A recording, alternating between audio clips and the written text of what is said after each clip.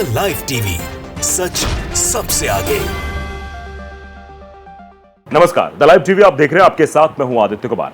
दरअसल प्रधानमंत्री नरेंद्र मोदी के बारे में जिस तरीके का महिमा मंडन शुरुआत से किया गया कि मोदी जी विदेशों के दौरे करते हैं, मोदी जी के वजह से वॉर रुक जाते हैं, रूस और यूक्रेन का वॉर रुकवाने में मोदी जी की अहम भूमिका हो जाती है, उस पर ऐड बन जाता है, ऐड बनकर उस पर खूब मीम्स भी बनते हैं, बाद में ऐड भी बंद हो जाता है। तो ये साफ तौर पर कहना नागवार नहीं गुजरेगा कि प्रधानमंत्री नरेंद्र मोदी के बार बार अथक प्रयासों की वजह से हमारे देश की विदेश नीति और हमारे अन्य देशों से संबंध बहुत अच्छे हो गए होंगे। स्वाभाविक सी बात है, इतनी यात्राएं करने के बाद सबसे ज़्यादा यात्रा करने का जो श्रेय है वो प्रधानमंत्री नरेंद्र मोदी पर जाता है, विदेशों के दौरे करने वाले। और उसके बारे में जो अंधभक्त है यहाँ महिमा मंडन करते हैं कि मोदी जी के विदेश दौरों का असर दिखाई देगा, जीडीपी सुधरेगी, व्यापार आएगा, फलाना ढिमकाना, इस तरीके की तमाम तरह की बातें की जाती हैं। तो अब इसको लेकर एक खुलासा दरअसल हुआ है, वो खुलासा तुर्की को लेकर हुआ है कि बड़ा खुलासा है कि तुर्की ने भारत को हथियार बेचने पर बैन लगा दिया है। यानी तुर्की ने भारत को हथियार अब नहीं बेचेगा, पूरी तरीके से बैन लगा दिया गया और अब वो पाकिस्तान का दोस्त बना है। तो ये आप समझ सकते हैं कि जिस तरीके से प्रधानमंत्री नरेंद्र मोदी जी दौरे कर रहे थे और ये कह रहे थे कि हाँ सब कुछ जो है हमारे अंडर में है, डंका बज रहा है, न जाने क्या क्या कहा जा रहा था, आज विदेशों में ये हो रहा है वो हो रहा है। कई बार हम भी रिपोर्टिंग जब कर रहे थे तो अभी फील्ड पर लोग मिलते जो जिनसे जब इस बारे में सवाल पूछो कि हाँ क्या है, तो कह रहे नहीं आज विदेशों में देखो डंका बज रहा है, मोदी जी की वजह से लोग जानते हैं। हम जब विदेशों में जाते हैं तो लोग कहते हैं कि आप मोदी जी के देश से हो, यानी देश मोदी जी का बना दिया गया था। ये नहीं कहा जा रहा था कि मोदी देश के प्रधानमंत्री हैं, भारत देश के मतलब मोदी की वजह से पहचान बनाने की कोशिश की जा रही थी। इसे महिमा मंडन के तौर पर देखा जा सकता है, लेकिन इसके वास्तविकता की तरफ अगर हम रुख करें तो इसकी वास्तविकता बिल्कुल उससे उलट थी, बिल्कुल उससे अलग थी। अभी जो खुलासा हुआ है, बड़ा खुलासा जो हुआ है कि भारत को अब हथियार नहीं बेचेगा, तुर्की ने भारत को हथियार बेचने पर पूरी तरीके से बैन लगा दिया है। इसमें इससे दोनों देशों के रिश्तों में काफ़ी तनाव भी पैदा हो सकता है। आगे क्या कुछ होगा ये अलग की बात है, लेकिन अभी जो स्थितियां बन रही हैं वो फिलहाल फेवर में जाती हुई नहीं दिखाई दे रही हैं। भारत के खिलाफ साजिश रचने वाला पाकिस्तान का दोस्त तुर्की बेनकाब हो गया है। तुर्की ने भारत को सैन्य हथियार बेचने पर पूरी तरीके से बैन लगा दिया है। इससे दोनों देशों के रिश्तों में काफ़ी तनाव भी पैदा होने की आशंकाएं जताई जा रही हैं। तुर्की के राष्ट्रपति तैयब एर्दोगान की सरकार ने हालांकि इसको लेकर कोई अभी ऑफिशियल घोषणा तो नहीं की है, लेकिन भारत को लेकर किसी भी हथियार बिक्री को मंजूरी नहीं दी जा रही है। अगर कोई फाइल जाती है तो उसे रोक दिया जाता है। कुछ महीने पहले भारत ने जहाज निर्माण में शामिल तुर्की की कंपनी के साथ कॉन्ट्रैक्ट को रद्द कर दिया था। उसके बाद से तुर्की की तरफ से ऐसा किया जा रहा है। तुर्की की सरकार ने बैन के बारे में कभी भी कोई घोषणा फिलहाल नहीं की है, लेकिन तुर्की की संसद में इसका खुलासा जरूर हो गया है। अब एक एशियन टाइम्स की एक रिपोर्ट आई है, इसके मुताबिक जो बात निकलकर सामने आ रही है कि 10 जुलाई को ही तुर्की की प्रेसिडेंसी ऑफ डिफेंस इंडस्ट्री के उपाध्यक्ष मुस्तफा मूरत सेकर ने अनजाने में इसका खुलासा किया है। मतलब उनसे ये जो खुलासा है वो अनजाने में हो गया। जो ये यूरेशियन टाइम्स की रिपोर्ट है, क्योंकि वो तुर्की की प्रेसिडेंसी ऑफ डिफेंस इंडस्ट्री के उपाध्यक्ष हैं, तो स्वाभाविक सी बात है उनकी बात की वैल्यू है। वो जो कह रहे होंगे ऐसे बेफिजूल में तो नहीं कह रहे होंगे, उसके पीछे कोई ना कोई मतलब होगा। इसके बाद ये खबर आ गई, बाहर आई, क्योंकि उन्होंने मुस्तफा मूरत सेकर ने जो कहा कि भैया हम भारत से कोई डील नहीं करेंगे, भारत को हथियार नहीं बेचेंगे। तुर्की और पाकिस्तान के बीच बढ़ती नजदीकियों के साथ भारत अंतर्राष्ट्रीय मुद्दों पर तुर्की के खिलाफ खड़ा हो रहा है। आर्मेनिया अजरबैजान संघर्ष में रुख अपनाने के बाद भारत ने स्पष्ट कर दिया है कि एजियन सागर में तुर्की और ग्रीस के बीच संघर्ष में वो ग्रीस का पक्ष ले रहा है।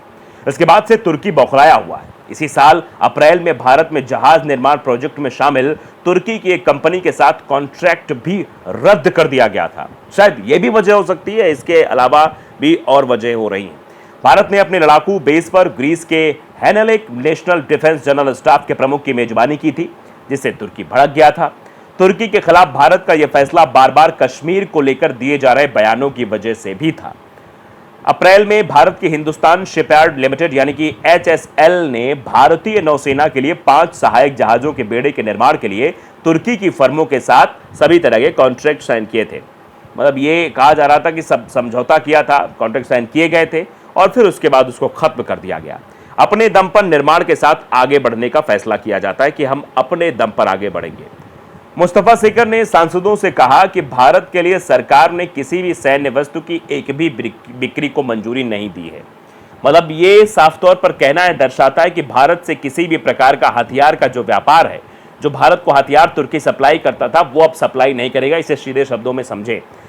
आधिकारिक कोई पुष्टि नहीं हुई है, लेकिन जो मुस्तफा सेकर है उनके द्वारा कहा गया है, तो अब वो डिफेंस में है, बड़े पद पर हैं और तुर्की के हैं। वो ये कह रहे हैं कि भारत से किसी प्रकार का हमारा कोई कॉन्ट्रैक्ट साइन नहीं हुआ है। भारत के साथ विवाद के जोखिम के बावजूद गुप्त प्रतिबंध के बारे में जानकारी सार्वजनिक की गई है। उन्होंने कहा कि भारत दुनिया के शीर्ष 5 हथियार आयातकों में से एक है। ये एक बहुत बड़ा बाजार है जो करीब 100 बिलियन डॉलर का है। आप समझिए कि भारत सबसे बड़ा, भारत में बेचने पर फायदा भी होगा, तुर्की का नुकसान हो रहा है अगर वो भारत से व्यापार नहीं कर रहा है। भारत सबसे बड़ा बाजार है। आप जानते हैं कि हर देश, चाहे वो चीन ही क्यों ना हो, वो भारत को मार्केट के तौर पर देखता है और यहाँ पर वो इन्वेस्टमेंट करता है और यहाँ से पैसे कमाता है। और लगातार चीन से व्यापार बढ़ रहा है। चीन जरूर अपनी हरकतें कर रहा है, हिमाकतें कर रहा है। अब चीन ही देख लीजिए आप।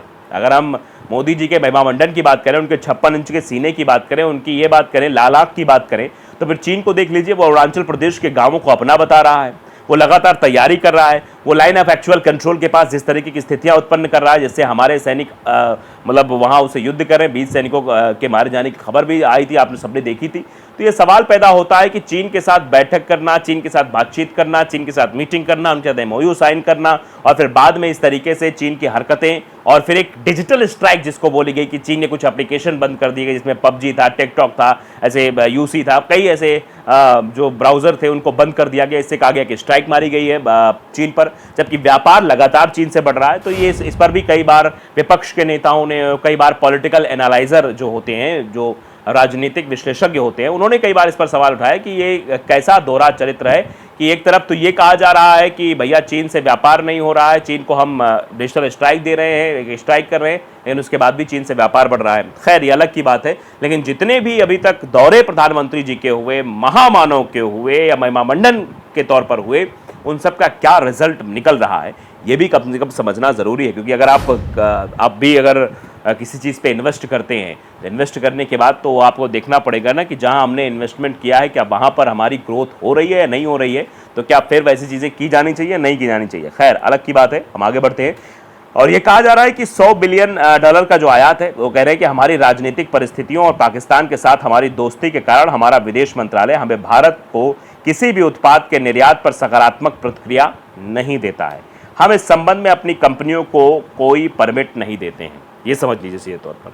मतलब ये भी कहा जा रहा है तुर्की की तरफ से कि भारत बहुत बड़ा बाजार है, भारत में हम जाएंगे तो बिलियन डॉलर के आसपास हम कमाई करेंगे, वहां पर अच्छी खासी कमाई होगी। लेकिन उसके बावजूद भी भारत से समझौता ना करना, इसके पीछे की वजह समझ सकते हैं आप, और इसके पीछे की जो विदेश नीति है, तो मोदी जी को कहीं ना कहीं सामने आना चाहिए। मोदी जी को अपनी विदेश नीति, अपनी करिश्माई, वो 56 इंच, वो लाल आंख, वो न जाने क्या क्या है मोदी जी के पास, कौन कौन से पिटारे हैं, उन सब का इस्तेमाल करना चाहिए। और जो तुर्की कह रहा है, जो तुर्की के आधिकारिक तौर पर तो नहीं कहा गया, लेकिन जो बात लीक हुई है, उस लीक हुई बात में साफ स्पष्ट है कि नुकसान होने के बावजूद भी भारत से डील कैंसिल की जा रही है, भारत से डील हथियारों की नहीं हो रही है। तो ये जाहिर सी बात है कि उसके मन में कुछ पक्ष जरूर रहा है और वो भारत के लिए नुकसानदेह साबित हो रहा है। द लाइव टीवी को अगर आपने सब्सक्राइब नहीं किया, जरूर करिए, बेल आइकन दबाइए ताकि सच खबर आप तक पहुंचती रहे। नमस्कार। द लाइव टीवी, सच सबसे आगे।